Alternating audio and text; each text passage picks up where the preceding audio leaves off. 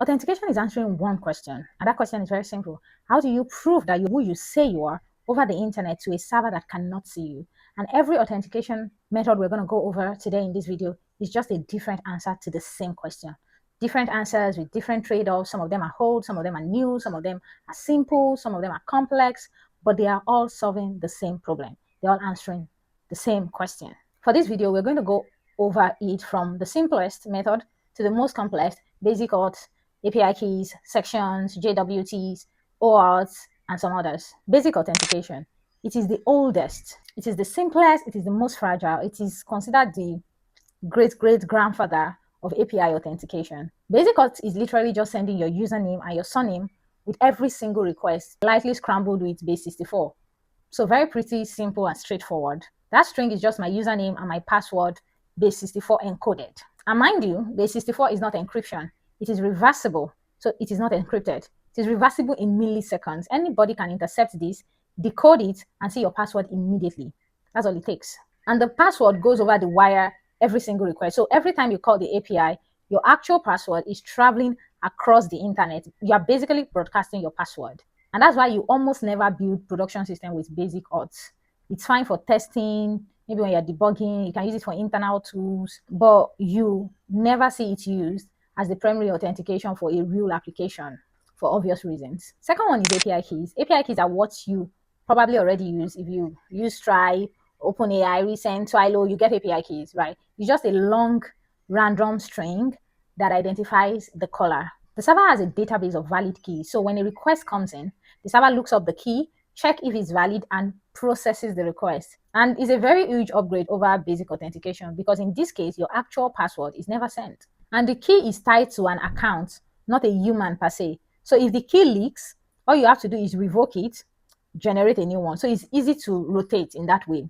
Now, most modern API services will give you two kinds of keys. If you've used Paystack or any of those, if you've integrated any of those, you will get a secret key and a publishable key. So the secret key is the main one, is the dangerous one. If anyone has it, they can do anything your account can do. They can charge customers, they can drain your balance, they can delete your data, they can marry your wife, they can do and undo basically. In 2023, there was a developer that accidentally committed an AWS secret key to a public GitHub repo, and bots that were scanning GitHub within minutes, of course, found it, and they spun up hundreds of crypto mining services, and the developer got a $45,000 AWS bill. It was a real disaster. Now, AWS and GitHub themselves, they auto-revoke leak keys, but that lesson still stands. So the secret key is the one you don't want to expose. It is limited to your backend only. The publishable key is safe for use in your front end. But altogether, you don't want your API key, especially your secret key, in your front-end code or on GitHub repository or in screenshots, in Slack messages. You don't want that. But API keys also have limitations. They identify the app and the account, but not the end user. And that's a problem. For example, still using our bookstore example, we have an online bookstore. If our bookstore has 10,000 customers, we cannot give each customer an API key. That's unscalable. It's impossible. We need something that is tied to user identity, not just accounts. And that's where sections and tokens come in. Section-based authentication is how websites work for decades, and a lot of them still work that way today. So simple idea here. You log in once, the server remembers you. It's a very simple flow. The user submits their username and their password to log in. The server checks the credentials in the database. Then the server creates a section record, like say section ID ABC123 belongs to user 42, and it expires in 24 hours. Then the server sends the section ID back to the browser as a cookie, and the browser automatically includes the cookie on every subsequent request. So for every subsequent request, the server looks up the section ID in the database, finds user 42, and processes the request. The critical detail in the flow is that passwords are never stored as plain text. So when users sign up, the server hashes their password using bcrypt, and when they log in, the server hashes what they type and compare it to the stored hash. I have a video on this. So if your database gets leaked, say our bookstore database gets leaked, what the attackers will get from us is hashes, not user passwords. And that's the reason why sites or app cannot email you your password when you forget it, because they literally don't know it too. They can only let you set a new one. Sections are really great because they are easy to revoke. If you want to lock someone out, all you have to do is delete their sections from the database. But sections also have a problem, yeah? The server has to store and look up every section on every request. And if you have microservices, how does your other service know who you are if your user service is the one holding the section? It has to ask every time. And that's what led to JWT. JWT stands for JSON Web Token. I saw this joke on Twitter. Who is JSON? So JSON is pretty much the most popular token format in modern APIs. Simple idea, yeah? Instead of the server remembering who logged in, you give the client a token that says who they are.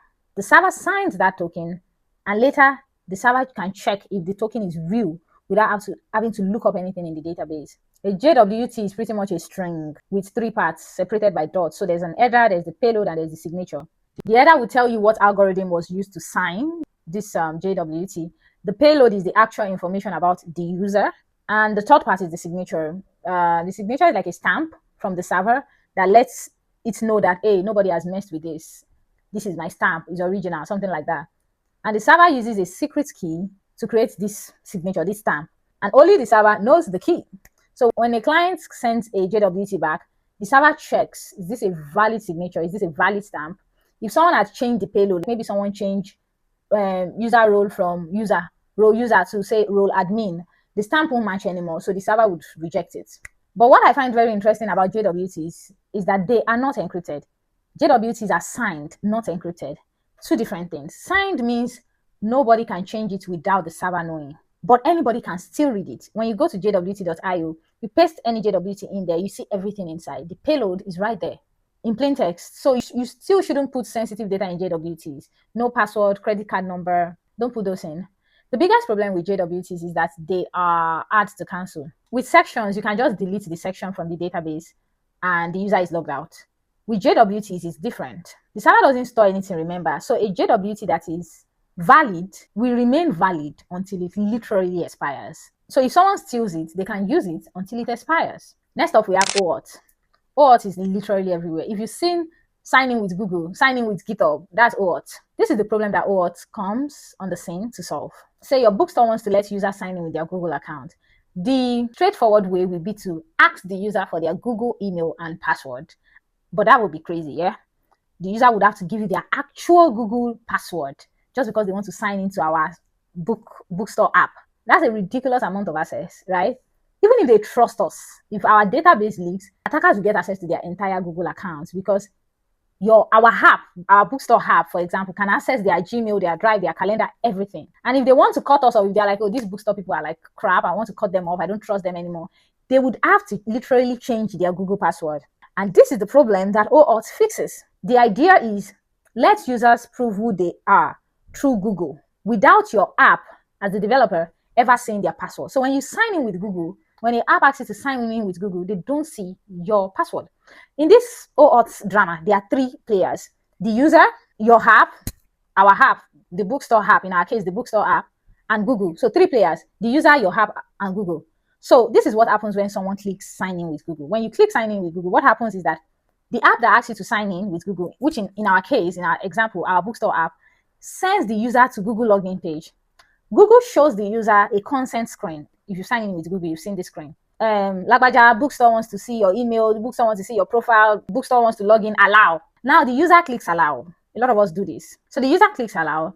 Google sends the user back to our bookstore app with a temporary code. Then our bookstore app's backend send that code to Google backend, server to server, and tells Google like, excuse me, Google, this is the code that you gave me in the front end.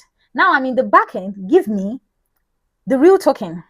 So Google sends back an access token. Our app then uses the access token to get users' information from Google. The key point is that throughout this entire signing with Google OAuth flow, at no point does our bookstore app seize the user's Google password. And the user can revoke our app's access from their Google setting without affecting anything on their end. Now, if you notice, it has a 2-step process. There's like Google sends the first code and then a token, which brings up the obvious question, why not just send the token directly? The reason why they can't send the token directly is because the first step happens in the browser. The user gets redirected. The URLs end up in the browser's history. We probably don't want to send a powerful token traveling through the browser. That's why Google sends a temporary one-time code through the browser, and then the real token gets exchanged in the backend, server to server, where it is safe. Also, OAuth lets you control what the app can access. If you are signing in with Google, you see like it asks you to click what you want the app to access, write whatever. So the user will see it on the consent screen. So, and this is for users, always read what an app is asking for before you click allow. Now we have two more authentication methods and we'll go over those briefly. OpenID Connect or OIDC is kind of like an extension of OAuth. OAuth was designed originally for authorization, for granting access to data. But everybody started using it for authentication to prove identity. And those are two different things. Authentication is proving identity. Authorization is granting access. Two different things. OIDC is a layer on top of OAuth that standardizes the authentication part. So when you sign in with Google today, you are technically using OIDC. It's a very big thing to understand. You don't need to understand it right now. Just know that social login almost always means OIDC is somewhere under the hood. And lastly, we have mutual TLS or mTLS. This one is used when two backend services want to talk to each other and they need extreme security. In normal HTTPS, the server proves its identity to you. In mTLS, both sides have to prove identity to each other using cryptographic certificates. Banks, healthcare use it. You probably wouldn't need to implement this by hand, but just know it and keep it at the back of your mind. The idea of mTLS is that both sides have certificates and it is used for service to service security. Now let's bring everything together like a quick recap. A cheat sheet for when to use each authentication method. You use basic authentication when you're debugging an API, something internal, not external. And then API keys are for backend integration, third-party SaaS like Stripe, Paystack, OpenAI, Trilo, API keys. Sections with cookies are for traditionally rendered web apps. JWT with refresh tokens are for mobile app, REST APIs. Auth is for signing in with Google or GitHub, or maybe for accessing the user's data, maybe their drive or whatever. And mTLS is for internal microservices with maximum security. API keys can also be used for internal microservices. But this is another major thing to understand. Every authentication method is one of three things. It could be something you know, that could be passwords, something you have, maybe tokens or keys or certificates, or something you are, which could be biometrics, fingerprints, face. Modern systems prefer to use something you have over something. So tokens over password, because tokens can be scoped, they can be expired, they can be revoked. Password cannot do all of these things straightforwardly. That's why MFA, multi-factor authentication, which is pretty common, combines the two. Something you know, your password, and something you have, your phone showing you a code or a token. For example, I think if you sign up on Udemy, you log in once with a password, and from that point onward, you use tokens. So that's API authentication from basic auth to OAuth to mTLS. Thank you for watching this video and see you in my next one. Bye.